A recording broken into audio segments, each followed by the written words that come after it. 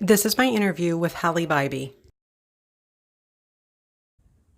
So excited we were having this conversation. I know there's so many people wanting to hear our conversation, so I'm just going to start asking you questions. Okay. How and when did you get involved with the Bethune family during the murder trial? The day of the verdict. So it wasn't like you'd followed it for years and No. you literally, when they said guilty, is when you took attention to this. Yes. What at that point caught your attention and what involvement did you start having? The sentencing was a big thing for me. And it was that same day I had reached out to his mom and asked if I could help in any way. Because from what you heard or knew about what was going on, what did you hear, what did you know that you thought was wrong or that wasn't right?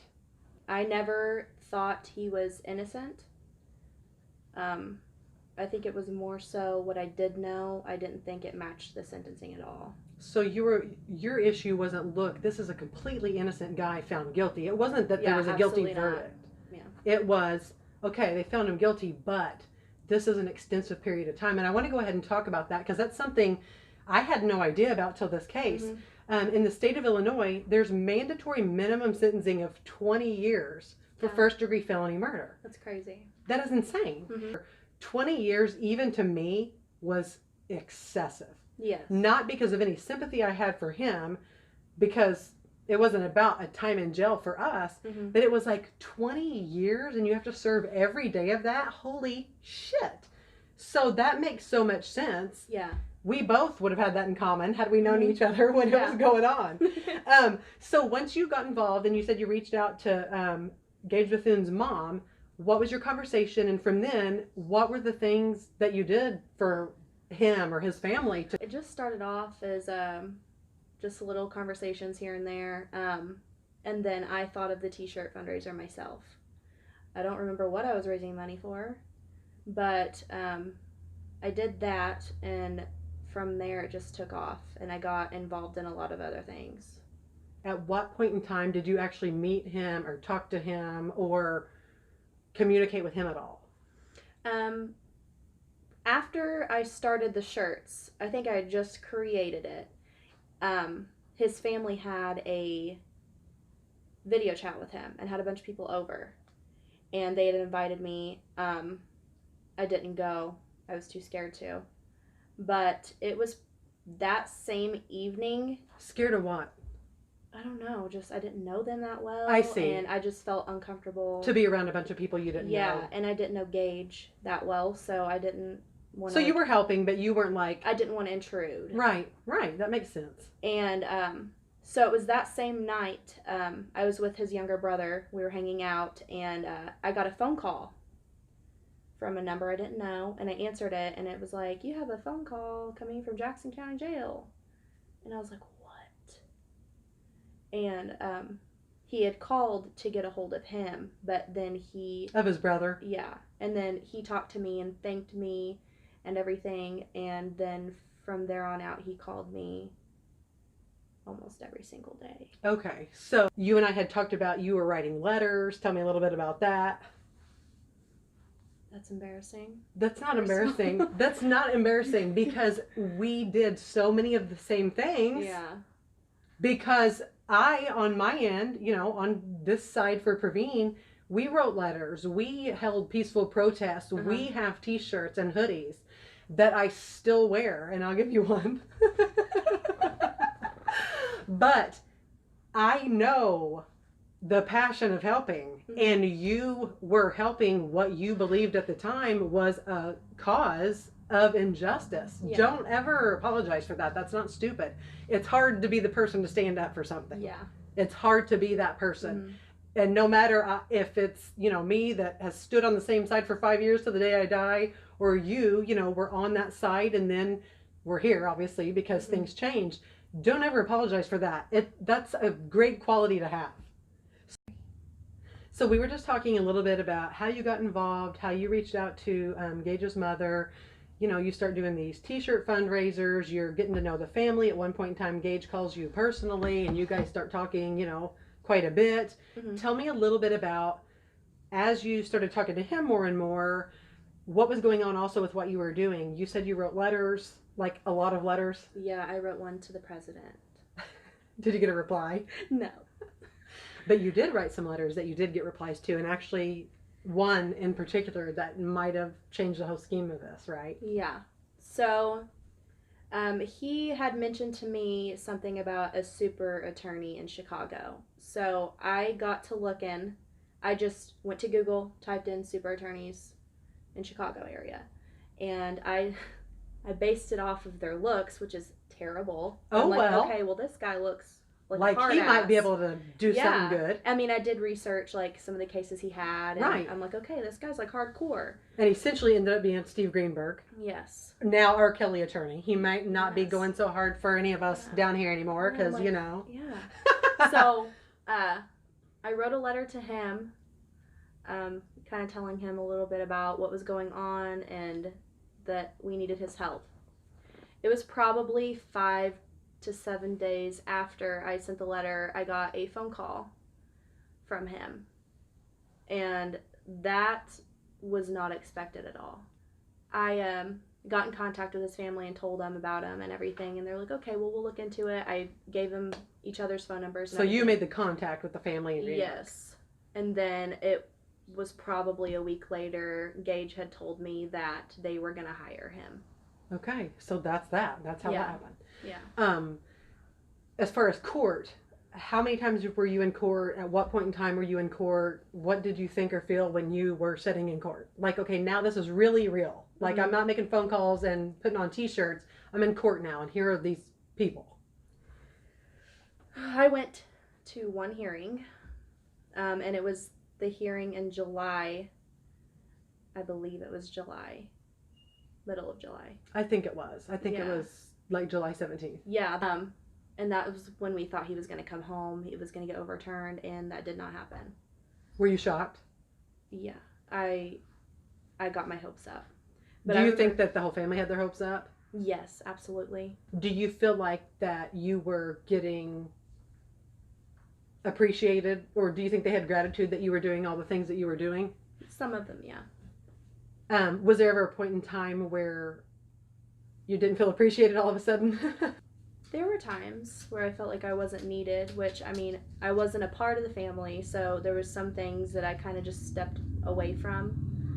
But, you know, everything I was doing and all the time I was investing in their family, I just sometimes felt not as appreciated. And that was hard. The day that you guys all thought he was going to go home, which was essentially the day that everybody wore their shirts to court, is that right? Yeah, that was the July. Yeah. When he didn't come home, do you feel like any of that was like directed at you, like, well, you didn't help me, or that didn't work out like we thought, so whatever? I mean, I know that you guys had started talking quite a bit. Mm-hmm. Do you feel like his attitude toward you changed at any point in time? Yeah. We had been talking a lot every single day. So this wasn't just, hey, thanks for helping me by. No. Like, you're talking on the phone with him daily. Yes. Yes. But the day that happened, when he didn't come home, I didn't hear from him for about 2 weeks. And that was like a slap in the face. Were you like, okay, we've been talking almost every day, Mhm. and all of a sudden, we're not talking. Yeah. What was your interaction with the family at that point in time in July? It was really good. I was close with some of the family. They were really good to me. And you're not, you just so everybody knows, you're not mad at his family. No. You haven't had a big falling out with No. his family. You told me, you know, there's some of them you still love. Yeah. This isn't about him or his family. Yeah. This is your experience, you know, your time advocating for him, Mm-hmm. you know, what you felt and thought, what it was like, and, you know, how the situation changed. And you say, you know, you initially got a call from him saying thanks, but then it was more than just one call saying thanks. Yes. Like, you guys Yeah. had communication. Yeah. A lot of it. You're getting emotionally involved, not just like, hey, I'm trying to right a wrong. Like, I'm talking to this person every day that I'm fighting so hard for. I'm getting attached, so to speak. Yeah, and it wasn't one-sided either. So it wasn't like you were just calling him every day in jail, begging him to take your phone call. No. There was a relationship transpiring, we can say. When, like, as much, if you don't want to answer any question I ask you, you know you don't have to. You know I'm just so curious. We can pass or we can talk about it, doesn't matter. What was transpiring? Did you think he'd get out of jail? Did you think he wouldn't get out of jail? Were you going to be his friend? Or, you know, like, I'm dying to know what it was like while you're trying to help this guy get out of jail. And you've been doing all kinds of things to help him. And now, you know, you have feelings for the guy. Yeah. And I have to say, that could have been me. Girl, that could have been me any day of the week when I was your age. If I was passionate about trying to help what I thought was somebody that shouldn't be spending that much time in prison. Yeah. Like, don't ever apologize for that either. You are everyday person just like us. I mean, we're humans with emotions. And he must have made you feel some type of way to keep hanging out and conversate. When was the first time that you thought, something may not be right with this? Did you ever have that? Did you ever have a whisper of? What was your first whisper or thought of? I remember the night before that hearing that we were just talking about.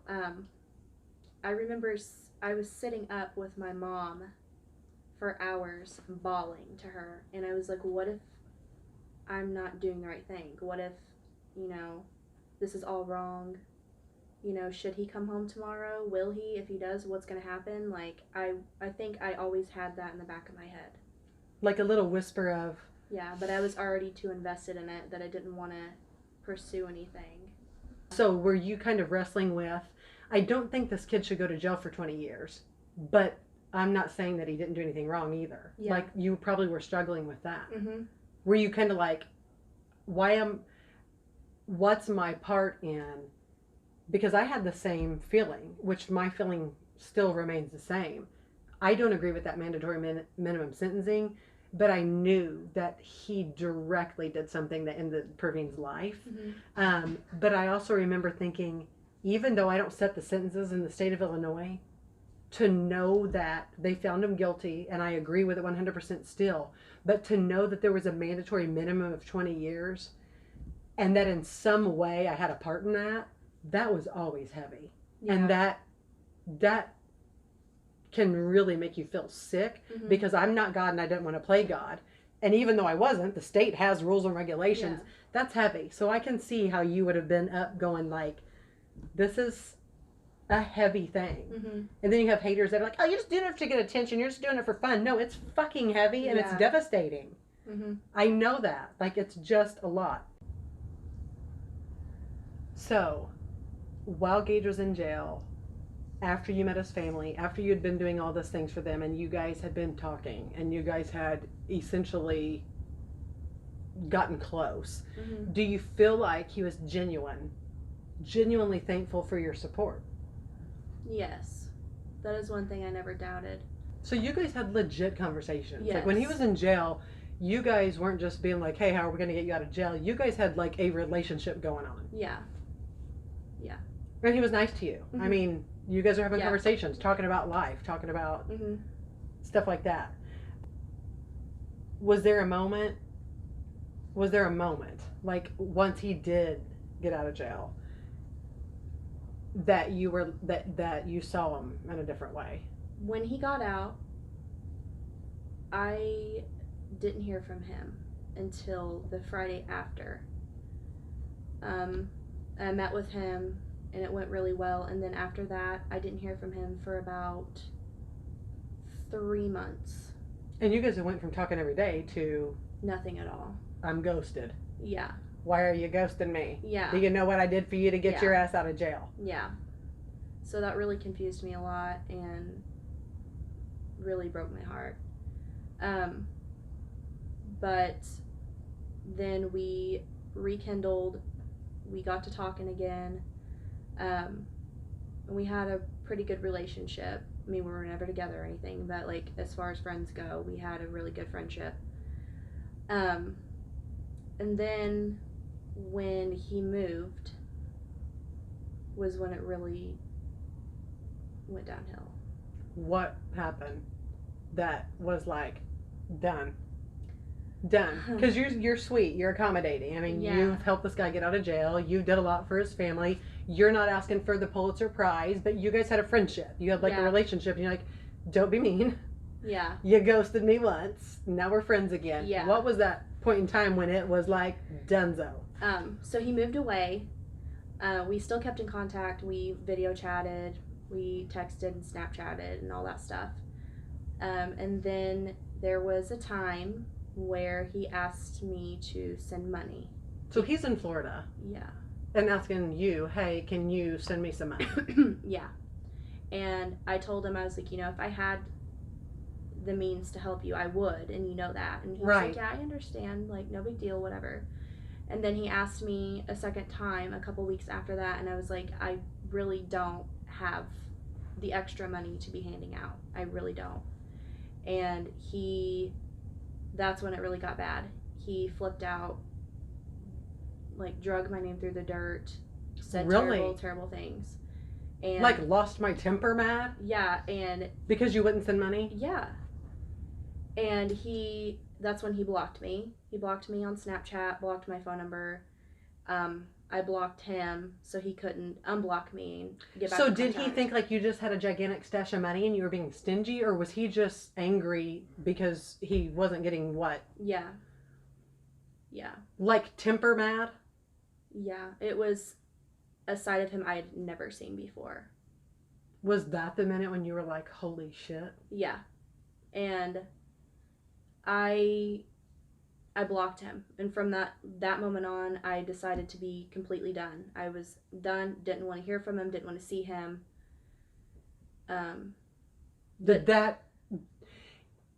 Did in your mind at that point in time, even though you guys were far from jail, I mean, he'd been out of jail for a few months at that point. Yeah. Did anything to do with Pravin or the case or everything that you'd fought for go through your mind when he lost his shit? Yeah. I think that's when I really decided to look further into it. We talked before and you were like, I had some of my close family and friends that ended up like, I can't support you, Halle. Like, we don't agree with this. Yeah. Like, we've tried. But so, I mean, your family and friends, some of them at this point in time, said, we're out? Yeah. They were like, there's nothing more we can say or do. You just do. Because they weren't agreeing with it? Yeah. Yeah. What were your family and friends conveying to you? The ones that maybe started out supporting your supporting of this. Why did they back off? What were they saying? What were they feeling? Or what did they notice that they were like, Halle, we can't keep supporting you supporting this? It drug me down into a very dark place, and it progressed, and they eventually just didn't want to watch it happen anymore. They knew that it was out of their control, and they just had to let it take its course. Did they just feel like everything you were getting emotionally involved in with him wasn't bright, happy, productive things for you? Yes. So they didn't feel like associating or being attached to or helping his cause was bettering you? No, not at all. Okay, so I have a few questions from Lovely and her family directly that I'm going to read. While you were fighting to help get Gaege out of jail, did you ever think about Pravin, what he went through, or any of his suffering, or what the family had suffered because of his death? Daily. What would go through your head whenever you were thinking about that? Like, what?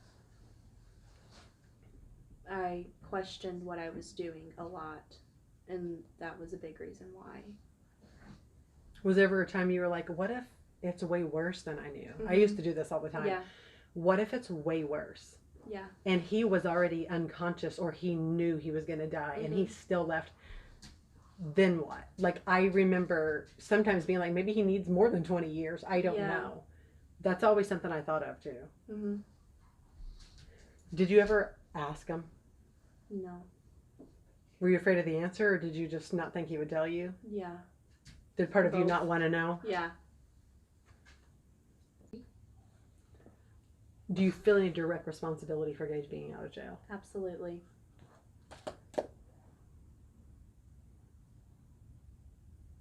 Knowing everything you know now, would you do it again? No. Really? Really.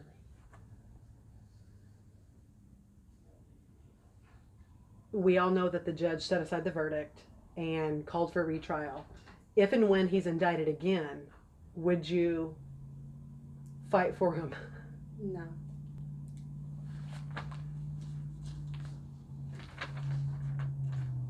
How we met. My favorite part. This is the best. Mm-hmm. And I want to make several things clear. Number one, you changed your mind way before we met. Yeah.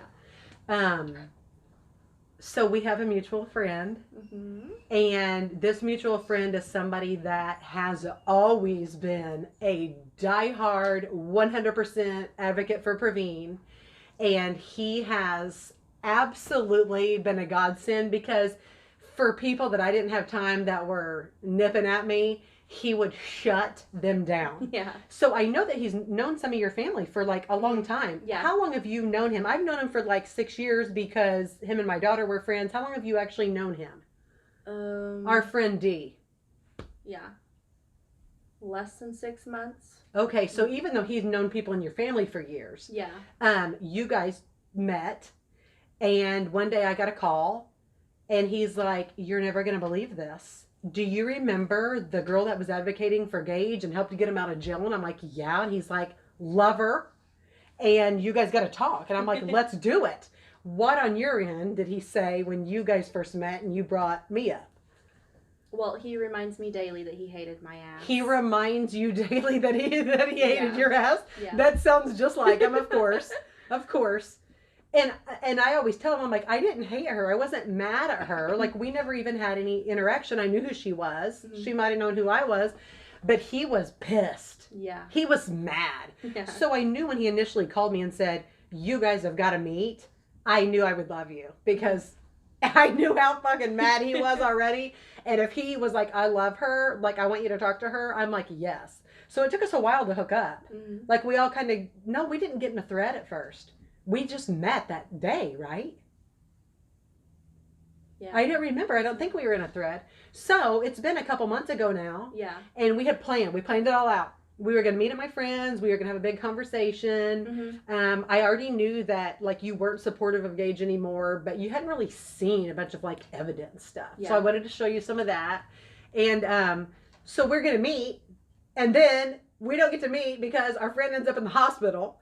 So our first meeting was where? Heron Hospital. At hospital. We were there like 3 hours. Yeah. And what were you expecting, and what was it for you?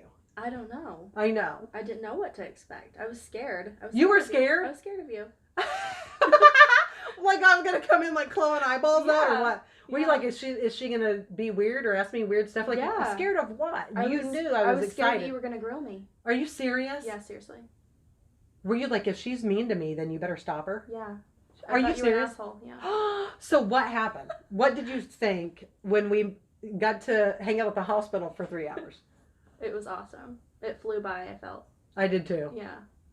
Like, when I first came in, I didn't want to be weird, but I almost wanted to give you a hug because your aura was so good and sweet. And I'm like, I really love her. I could tell by your aura. You walked in, it was kind of like awkward, and he was like, "Just hug already." Yeah, so our mutual friend that's setting us up is literally in the hospital. He had a little incident and was in the hospital, and he's like, "Okay, so here's the deal." And we're like, we're getting bossed around by this friend of ours in the hospital bed. So we just kind of were chit-chatting, and I don't know, I just felt like it was easy and fun, and I was like, I could have sat there for all night long. I could have sat there for days. I remember thinking, she's so well spoken, and she's smart and very cute. Well, you know what I mean? I thought she's already just had such an intelligent conversation with me. I feel like if you would have asked just any few questions before, but I didn't know, even until we said it tonight, it wasn't about you thought that he was innocent. Yeah. It wasn't about that you disagreed with the jurors. You just felt like that was a rash ass sentence for the crime, which I completely understand. Yeah. So for me, it was easy. And I was like, BFF, we're friends. Yeah. I don't care what side you're on. If we would have met in the thralls of it, we would have got along great. Yeah. I feel like. Was there anything that like was pleasantly surprising, or that you were glad I didn't do, or anything, like, because you thought I was going to be mean? Yes. One thing that stood out to me about you was a nurse had walked in and recognized you. And as soon as she's like, oh, I remember. This nurse was like, you look familiar. My heart dropped to my ass. Whenever she was like, you look familiar. Yeah. And you're like, I go to John A. I go to John A. I live in Marion. I mean, maybe just see me out at a gas station or something. Why did that answer surprise you? Because I thought you would have been the type of person to take that door and try to shove it down somebody's throat. Like, oh, you probably know me because of, yeah. That did not cross my mind. And I'm so glad you noticed that, though, that because was a big thing. Those are things that, unless you know me, you don't know me. Yeah. Yeah. Plus, sometimes there's things that I do specifically not to associate myself with that. When I call fast food, when I order pizzas, I use a fake name and call from my son's cell phone. Because there are a few people that don't agree with me. Yeah. And I am scared as hell that they are going to poison my shit. Because I'm a hypochondriac and I am not going to eat something if somebody peed or pooped or put some shit in my stuff. And so there's times that which she was nice and was sincerely trying to figure out where I was from. So, but yeah, there are things and precautions I take and eyes in the back of my head that I'm like, not everybody can be trusted. Yeah. And especially people that are passionate on either side of it. I've learned a few things, and that's another thing. It takes a thick skin to stick up for anybody, no matter what side you're on, no matter what politician you're rooting for, which side of the murder case you're on. But for you to say, that was me and I proudly did that, and I'm not mad at anybody, but I don't feel that way anymore. Yeah. That takes double humbleness to do that. You know, and then I called my best friend. I'm like, what should I ask her? You know, I love her. I've been talking to you about her for months. She goes, well, just get ahead of the haters and ask her a couple of questions like, well, how come I know you're here just because you had a little thing with him and it didn't work out, so you're just mad? That's not what this is at all. Which is obvious it's not. Yeah. Because if it was that girl, you could really spill the tea. Yeah. There's a lot more I could have said. And I feel like we have been very careful not to dig that hole. This is about you. This is about your passion project, your advocacy that you did, and you changing your mind. Like, if people don't speak out about speaking out, not a lot of people want to do it anyway. But I mean, it affected you. It affected your family. It affected some of your best friends. And some of your best friends even, you know, have got the conversation with me like, we love her. We were so proud that she was so passionate, but when we knew this wasn't good for her, this took a toll on our relationship. I mean, all that is relevant and important, and just the fact that you are allowing me to have this conversation with you about it, I appreciate it so much. So after we met, after you had long decided that you weren't supportive of that anymore, and you guys hadn't talked, what was the one thing when I did sit down with you and like show you like evidence and things, what was the one thing that shook you the most, or that sticks out in your mind the most, that you were like, whoa? The autopsy pictures. 100%. Because the way everything had always been explained to you, it was no big deal. Yeah. And when you saw that, what did you think? My perspective immediately changed. Like that second. Those are rough. And there's no denying what they are. Yeah, they're haunting. They're haunting. And I showed you autopsy 1, autopsy 2, scene where they found them. Yeah. It's all brutal. Mm-hmm. What emotions have you felt after?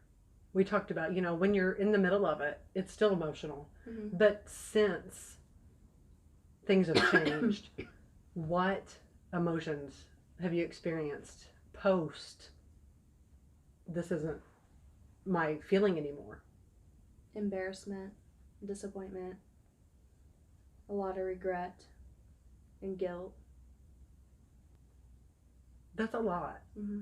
I wish you didn't feel those things, but I'm so glad that you're honest that you did. Mm-hmm. At the time, though, nobody was talking you out of it, right? No. Not your mom, not your best friends. But you had to do that. I mean, that was your thing. You were going to go through that process. Now, what do you say to your friends and family that you were like, okay, listen. Sorry. Yeah. A lot of sorries. Well, and we have conversations, you're like, I just feel so bad. And I'm like, don't. Because that was your passion. That was what you felt compelled to do.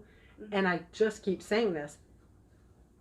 After you switched your mind and your feelings changed, it takes so much courage to say that out loud. It's much harder to say, I feel emotions of like embarrassment and guilt that I did that. Like that's so much harder to say than the actual, first fight that you fought anyway. Like but I mean, I guess that makes sense. I my head's always been over here on this side, so I can't necessarily identify with that, but I don't ever want you to feel like you personally just did something so wrong or bad. Mm-hmm. You did what you did, and you're owning all those feelings, and I think it's good. Plus, you're my friend now, so I'm protective of you, so I don't want you to feel bad. Oh God, this has to be my favorite question that I'm going to ask you. What do you say to the people? Because one of the things during the whole stuff was Monica's brainwashing all those people, and she's influencing them and whatever else. What do you have to say to anybody that will say, well, Monica, because of Monica, that's why she feels the way she does now? Bullshit. If they got 5 minutes alone with you, I think everybody would love you. And they'd be like, she's not crazy. Yeah. Like, wow, does she actually have proof of what she's saying? Yeah. But I am so glad that before we got hooked up, you were already done with it. Like, you had already, and that made me feel good. And you and I, honestly, have never, until a few days ago, talked about doing this even. We never had that conversation. I hope that we conveyed it, Lovely and I both, once we met you. We don't care what side you're on. We don't care what you believe. You're nice and you're our friend. We didn't care. It never crossed my mind. And you've been on my page for months, liking and commenting. And finally somebody busted us out the other day and was like, wait a minute. Isn't this the girl that was advocating for Gaege? Or I'm like, okay, girl. And I called you first. I didn't comment. I said, Halle, we've been found out. Mm-hmm. If you want me to delete it, fine. If you want to address it, fine. If you don't want to address it, fine. Like, I never, ever wanted you to think we conditionally were your friend. Mm-hmm. Like, and now, because it's been a long time, but I never wanted to ever give any impression that we had anything to do with anything you had to do with that. You know what I mean? Yeah. Like, I'm just so glad that was over before. Mm-hmm. What haven't we said? Or what haven't you said that you want to say? Is there anything that we have left unsaid?